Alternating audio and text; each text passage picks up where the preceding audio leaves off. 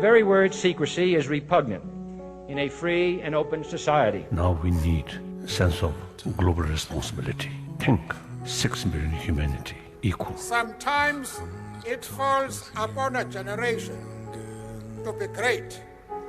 Because a vision softly creeping left its seeds while I was sleeping. It is time that we all perceive gender on a spectrum instead of two sets of opposing ideals. We must rise to the majestic heights of meeting physical force with soul force. Within the sound of silence. But in order to talk freely of those things, you have to release yourself of those pains. You see, love liberates. It doesn't bind. Love says, I love you. I love you if you're in China. I love you if you're across town. I love you if you're in Harlem.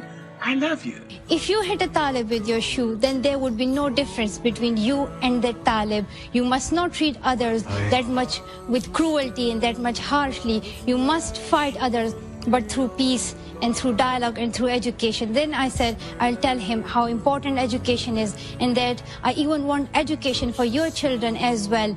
And I'll tell him, that's what I want to tell you. Now do what you want. And in the naked light I saw 10,000 people, maybe more. You can be that great a generation. I said that why shall I wait for someone else? Why shall I be looking to the government, to the army, that they would help us? Why don't I raise my voice? Why don't we speak up for our rights? One day right there in Alabama, little black boys and black girls will be able to join hands with little white boys and white girls as sisters and brothers. I have a dream today. Confident that with your help, man will be what he was born to be, free and independent. You know what's right. Just do right. You don't really have to ask anybody. The truth is, right may not be expedient, it may not be profitable, but it will satisfy your soul.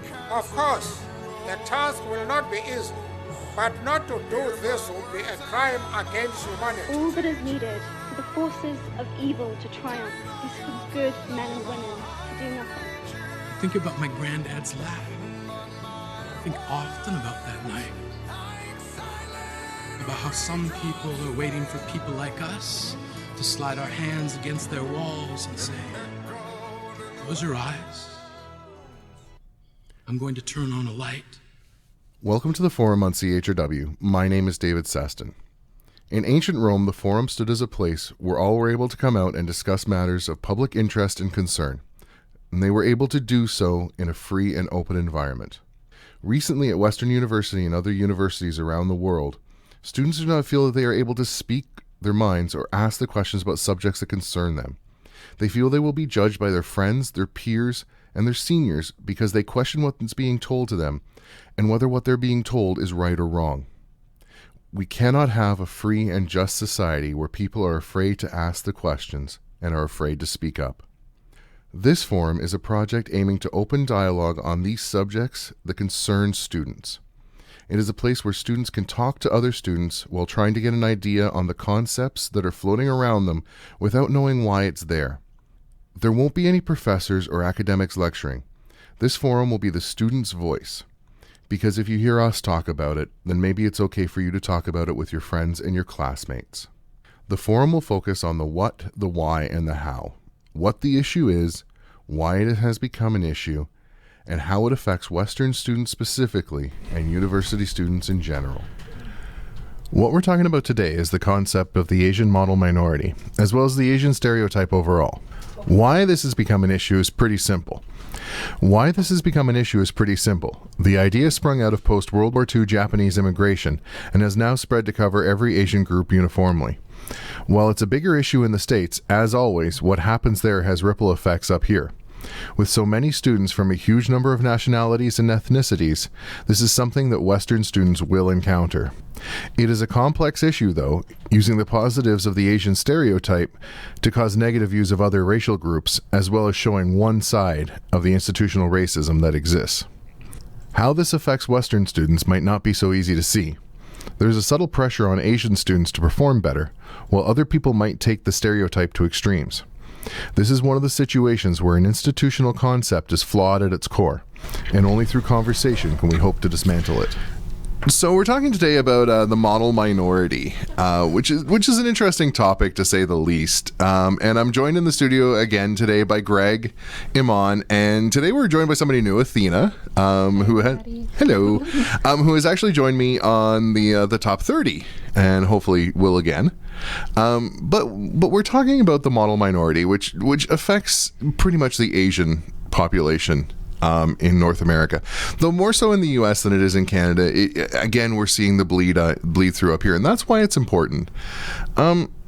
So I guess the first thing to really ask is, do you guys feel affected by race? In what way?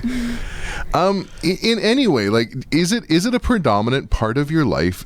So the idea behind the model minority is that because of who you are, because of what you look like on the outside and where you come from or where your family came from at some point, affects how you interact with society and how society interacts with you. So my question is, does that statement ring true with you guys, and why? I think I hate to go first because I hope I'm not I don't think I'm the standard here, but I found that I actually haven't really been affected by my race much growing up. I grew up in Toronto, a fairly multicultural city, in a fairly multicultural area as well. So I feel like there were a lot of different backgrounds, a lot of different people, and so I grew up with a really good appreciation and understanding of that, and with a bunch of people who had a really good appreciation and understanding of that as well. So I think for me personally, coming into the show today, I didn't really have a good idea of what the model minority even was, and kind of had to give myself a background on that, just because it's not something that I've really experienced, but can still kind of, I can see how it actually exists and how it's something that we can kind of be talking about, but it's just something that I never had looked at firsthand. Well, and that actually plays into something we're going to talk about just a little bit down the road. But before we circle to that, well, Iman, has it? I would say yeah. I've been affected by it, and it's not so blatant, but I have to think to specific examples. Like in first year when they served like butter chicken in the cafeteria in residence, like if I got that, people would be like, "Oh yeah, does it remind you of home?" Like, no, don't eat butter chicken at home. But it's kind of like, even though people don't say it, they do view you differently than they view themselves, I guess. And so I guess like having that knowledge that people are like thinking that way is that's how it's affected me, as opposed to like blatant racism. Mm-hmm. I completely agree with Iman. I think race is definitely a very key part of my life, and has affected not only my own perception of myself, but also others' perceptions of me, or what I think are others' perceptions of me. And I hate to say it, but like 90% of my friends are Chinese as well, or they're like at least some sort of Asian. Like growing up, like I grew up in Toronto as well, like Greg. But despite how multicultural it is, I went to a predominantly white all-girls Catholic school growing up, and so that was a little difficult. It was a little more, again, there was no blatant racism generally, but I think it really shaped the friends that I had made. Like the Asians kind of identified with each other, and kind of we clumped together just because we had that in common. And we had less in common with the other girls who were there. We were still friends, but I mean, we were closer to each other than we were to. I think we're just going to launch into the hard one right off the bat, which is, when a family comes to Canada, the idea is that they're trying to come to a new place, so they're trying to make a new life for themselves, and part of that is assimilation. You need to make a better life. You have to work within the system, but in doing so, there's also elements of losing your culture, and there's accusations of you becoming white, which is a very interesting phrase that we'll deal with at some point, I think. How do you guys deal with that sort of concept of it? Of you know, Iman, you talked about, you know, having to think about the way you interact with society. Same with Athena, not so much Greg, but this is part of it. You said you've never really experienced it, so that means that there is a huge concept of assimilation there, either for your family and for yourself. How do you deal with it, or how has it affected you? How has it, you know where I'm going with that. That's actually a good point. I think I'm at least third generation Canadian on both sides, with like all of my grandparents at least. So I guess that's a thing that affects me, in that I haven't really had any immigration at all since at least my grandparents. And so that is maybe something that I've been able to avoid. And that kind of colors my opinion on it a little bit too, in that for me, my culture and my racial background is something that I consider important to me, but it's very personal as well. And I think when you come over to a new country and you quote unquote assimilate, it's just part of kind of that development and that personal journey with changing places and kind of consequently changing who you are a little bit.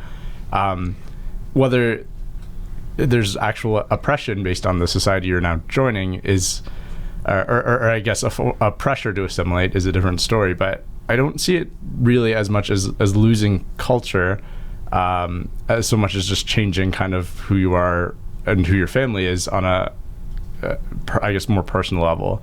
I think a lot of the time, the people accusing these new immigrants or these new families of changing cultures is kind of the dominant culture there that's kind of afraid of them kind of taking over, or afraid of them trying to be too much like them when they want to kind of be able to appreciate and learn from the differences. But that's not always what's, I guess, best, or what's always kind of feasible. Okay. Anybody else on that one? No? Okay.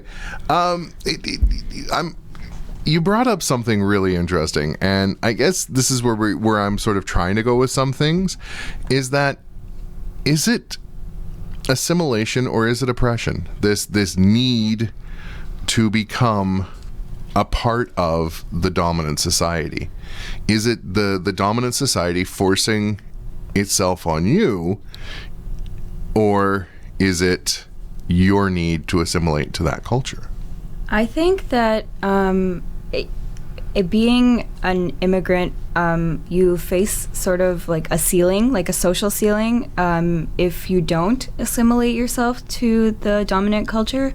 Like my mom's pretty high up in her company, but that's because she had to essentially like play up all of the like North American aspects of herself and play down all of the Indian aspects of herself, I guess, because people in her workplace came with a certain set of expectations for her.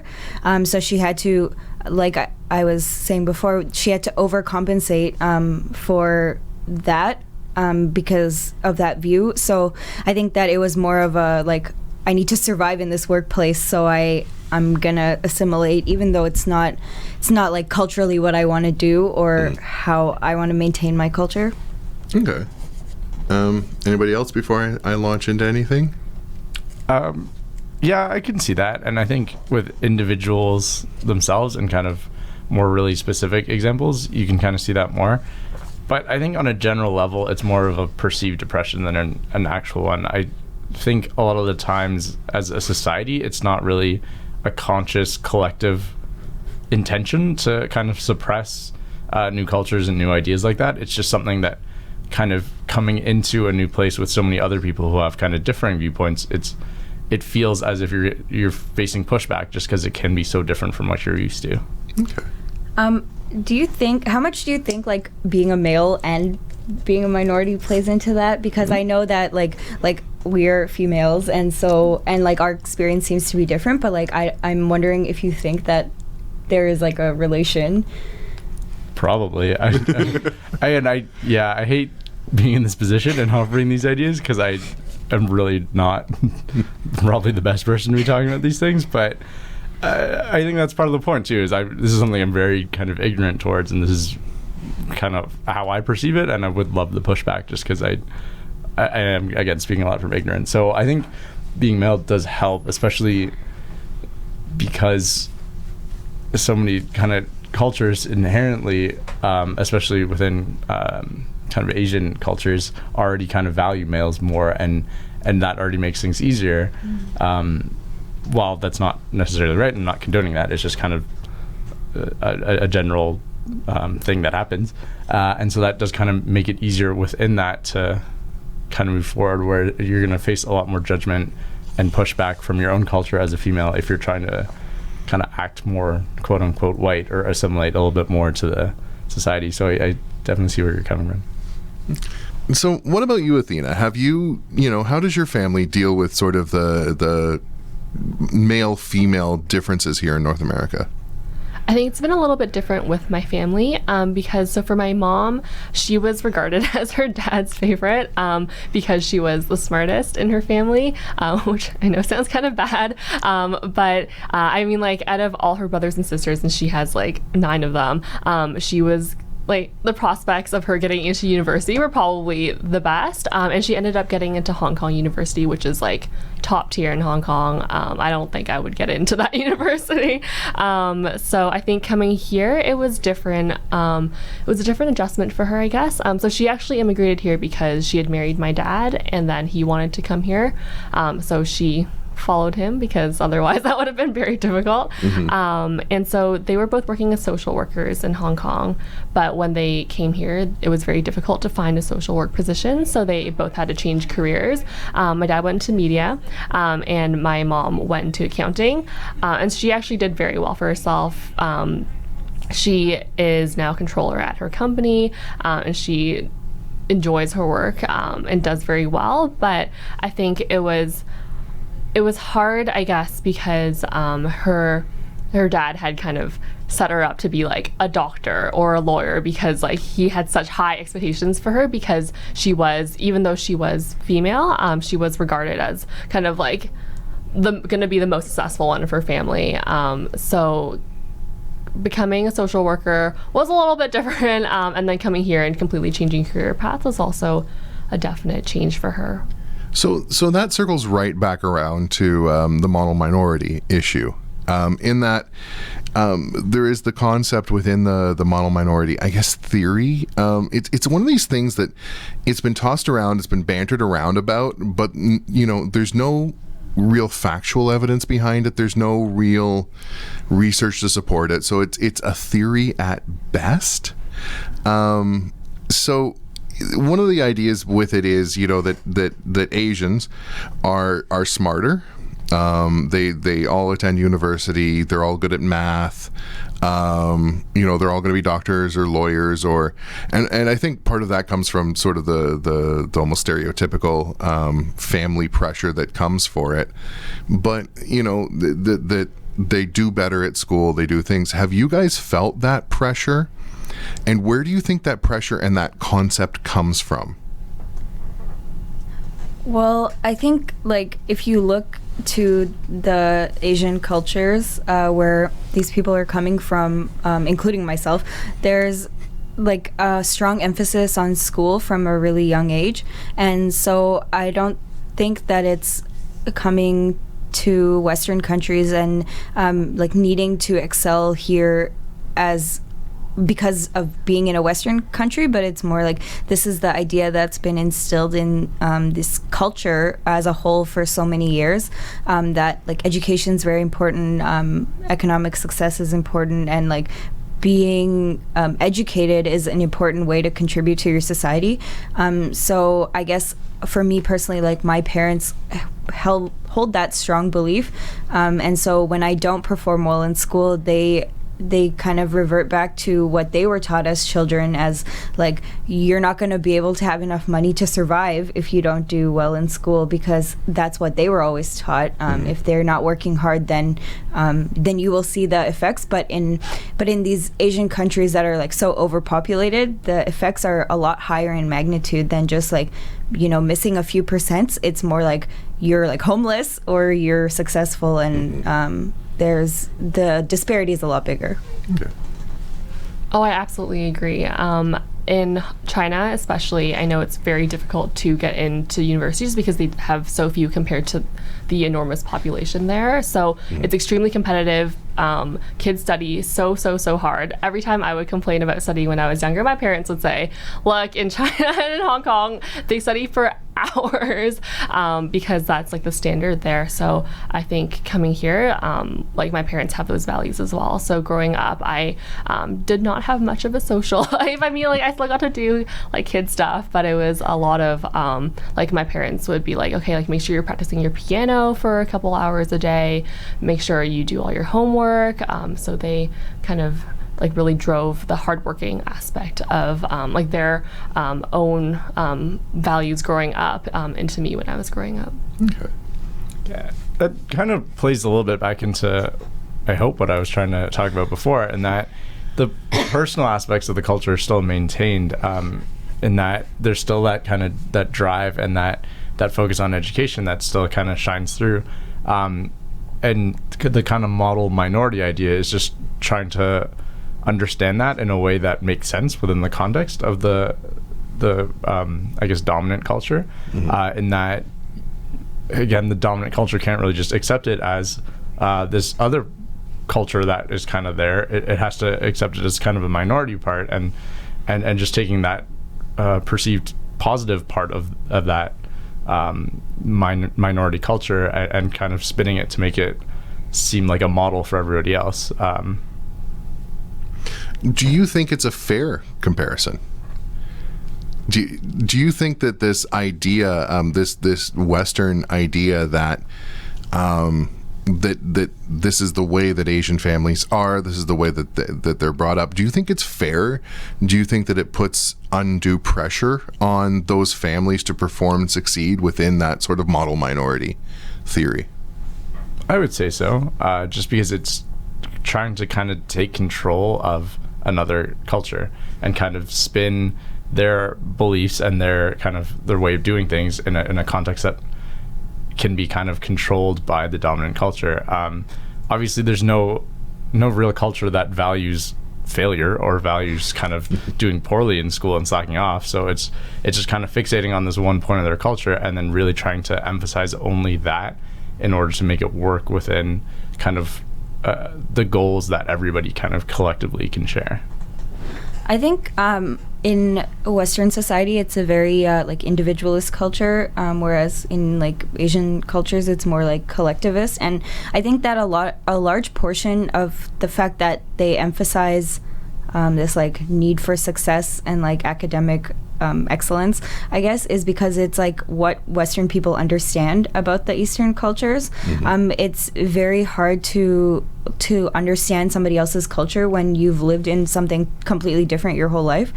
So when immigrants come here, I think that it's not like an attempt to like suppress them in all other aspects of their culture, but it's like this is like what we understand because that's like an individual quest for success, and it's most closely paralleling the individual culture that's like very strongly prevalent in North America.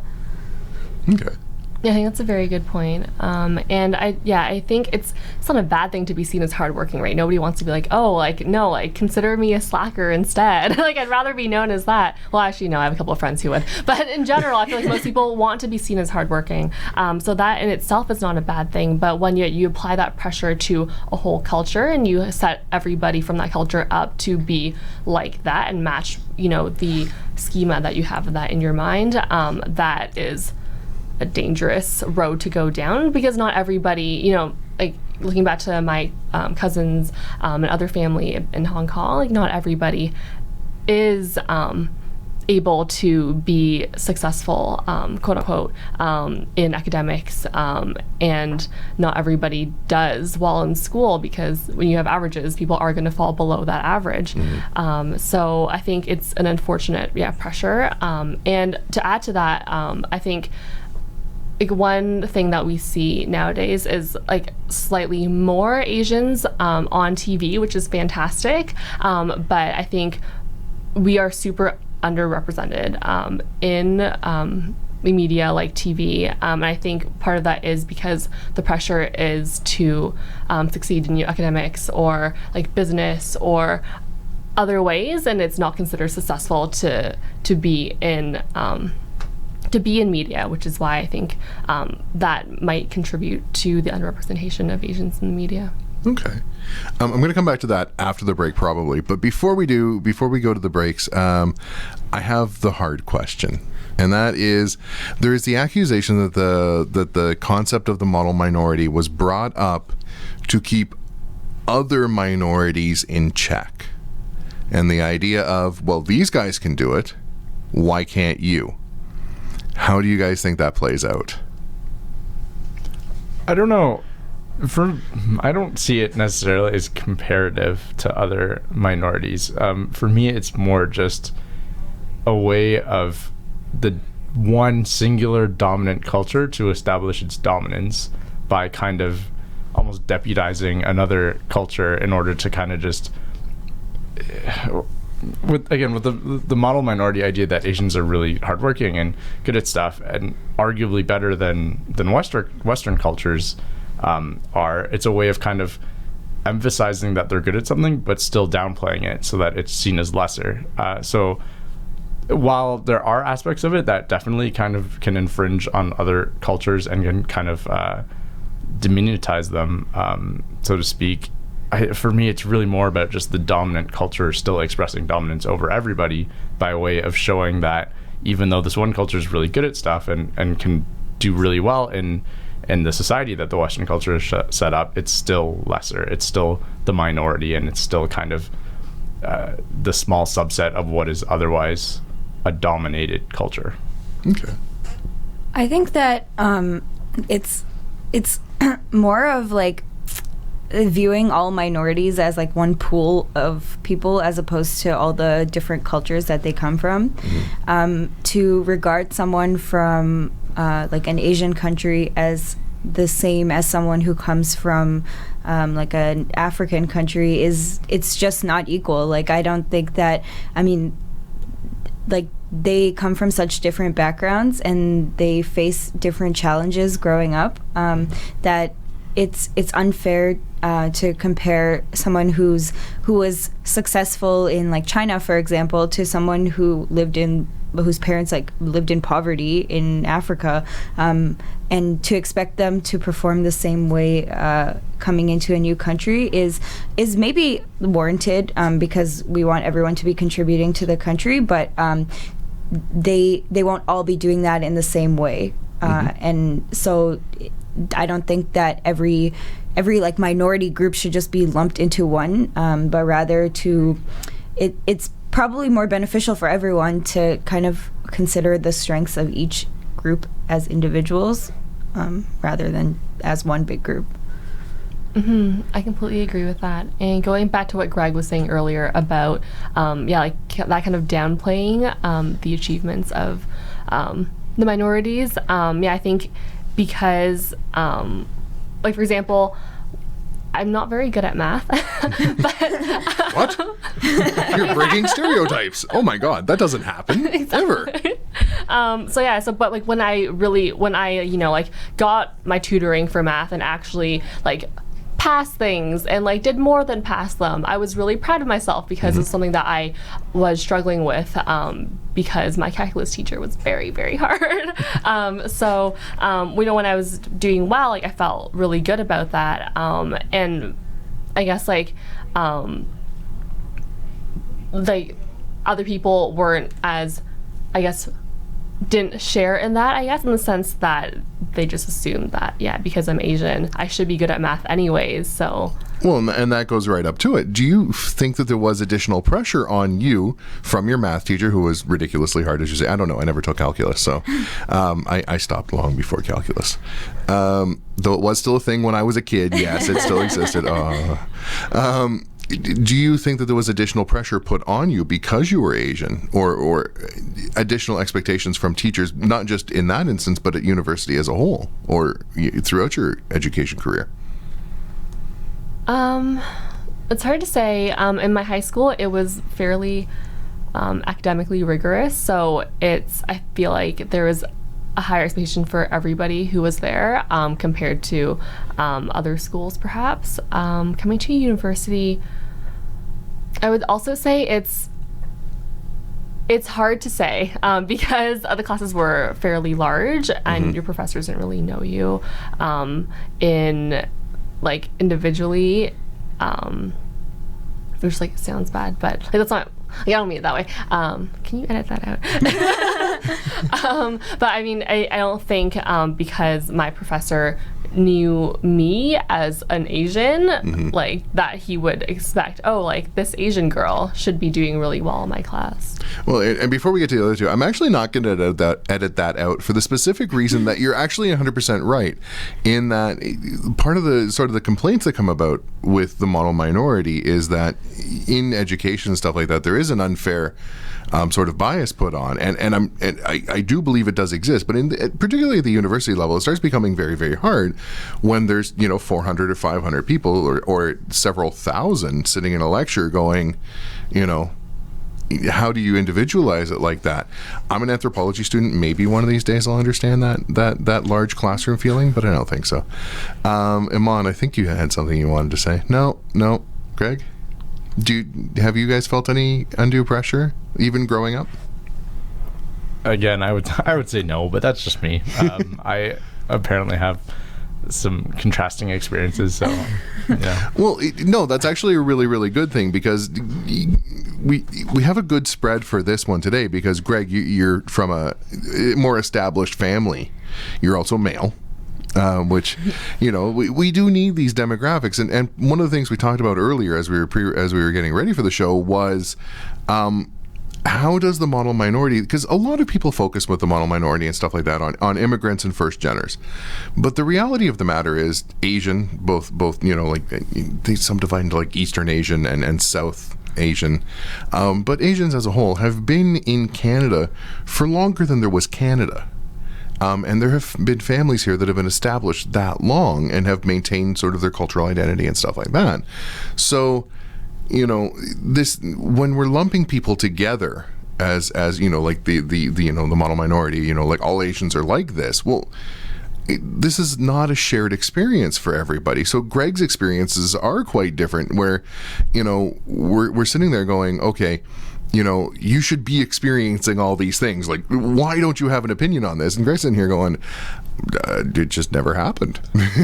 It's not part of my life, but it does affect you because of the way you are perceived, especially, particularly when you're about to go into the real world, maybe one of these days.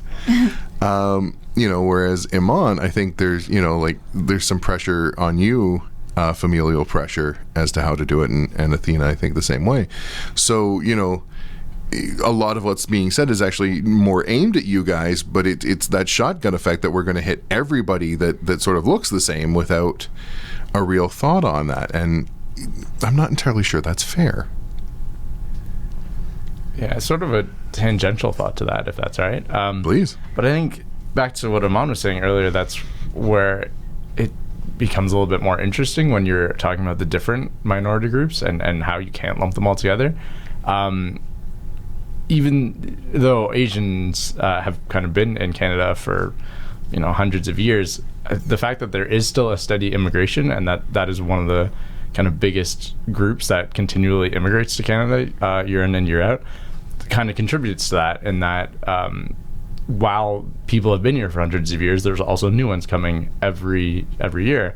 And so it's almost becomes a little bit easier just to think of those people and then kind of use that to classify everyone, which is different from kind of the African Canadian community, the Black community, I guess, where there is still immigration for them, but not as much as kind of with other groups. And you kind of see more that those people and their families have been here for longer, and so there's not that perceived immigration. You just think of them as being here, and so that's more of for a dominant culture that can be threatened, that's more of a concern just because they've been here the whole time. They're not really encroaching anymore. They've always just kind of been around and always have had to have been quote unquote dealt with, as awful as that is. And so that minority group really is different and kind of has to be treated that way just because there isn't that same kind of immigration factor. right as we get into the good stuff. My alarm goes off. We have to take a break. We'll continue talking about that as soon as we get back. My name's Iman, and I'm in 4th year psychology, and you're listening to CHRW 94.9.